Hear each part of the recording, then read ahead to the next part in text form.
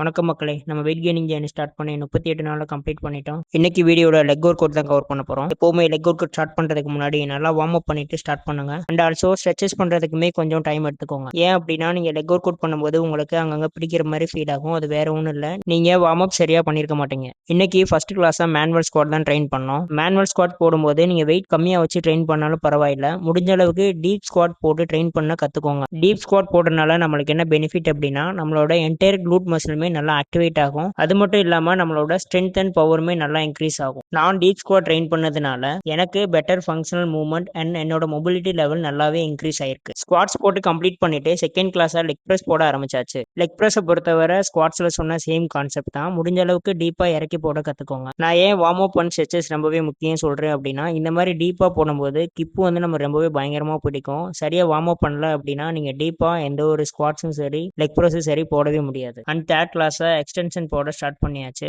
இன்னைக்கு கிளாஸ்ல leg work out மொத்தமே 4 வேரியேஷன் தான் கவர் பண்ணியிருக்கோம். ஏன் அப்படின்னா லெக்கை வந்துட்டு வீக்லி வைஸா ஸ்பிட் பண்ணிட்டோம்.